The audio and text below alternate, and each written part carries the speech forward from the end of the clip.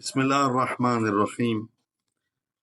علامہ اقبال کی جو نظم ہے جواب شکوہ، یعنی شکوہ کے جواب میں جو لکھی ہے آپ نے، اس کے دو شعر پیش خدمت ہیں۔ توجہ سے سماعت فرمائیں اور فیڈ بیک بھی دیا کریں کہ کتنی آپ کو اس کی ویلیو کی سمجھ آ رہی ہے اور اقبال کے کلام کی سمجھ آ رہی ہے، کتنا فائدہ ہو رہا ہے اسٹوڈنٹس کو۔ تھی فرشتوں کو بھی حیرت کہ یہ آواز ہے کیا، عرش والوں پہ بھی کھلتا نہیں یہ راز ہے کیا۔ کیونکہ پچھلے شعر میں شاعر نے یہ کہا تھا کہ رضوان جنت جو ہے وہ میری فریاد کو سمجھ رہا ہے کہ میں کیا کہہ رہا ہوں اور میں کون ہوں، میں فرشتہ نہیں ہوں، میں انسان ہوں۔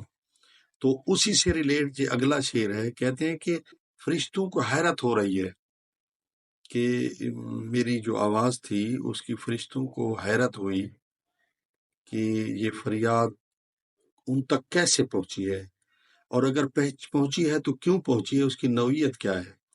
عرش والوں پہ بھی کھلتا نہیں یہ راز ہے کیا۔ تو جو لوگ عرش پر مقیم تھے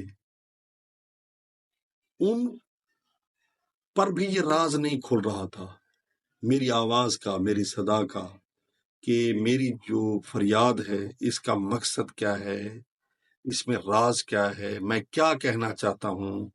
وہ کہتے ہیں یہ کون ہے، کیا کہہ رہا ہے، یعنی فرشتے حیران سرگرداں ہیں۔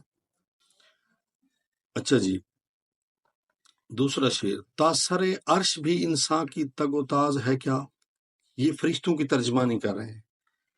تاثر عرش یعنی عرش پر، تاثر عرش سے مراد ہے عرش پر، تگ و تاز باغ دوڑ، خاک کی چٹکی سے مراد یہاں انسان ہے، ٹھیک ہے نا، آ گئی خاک کی چٹکی کو بھی پرواز ہے کیا، ٹھیک ہے نا۔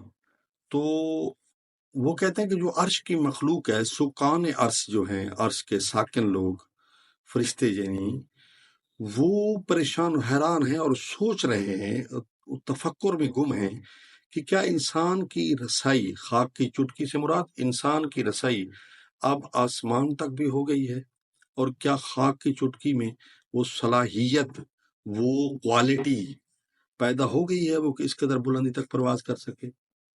ہاں، حالانکہ ان کو سوچنا چاہیے کہ انسان فرشتوں سے افضل ہے، ٹھیک ہے نا، انسان فرشتوں سے افضل مخلوق ہے، تو اس کی رسائی آسمان تک بھی ہو سکتی ہے اور وہاں تک وہ روحانی پرواز کر سکتا ہے۔ شاعر کی مراد یہ ہے کہ فرشتے پریشان کیوں ہیں۔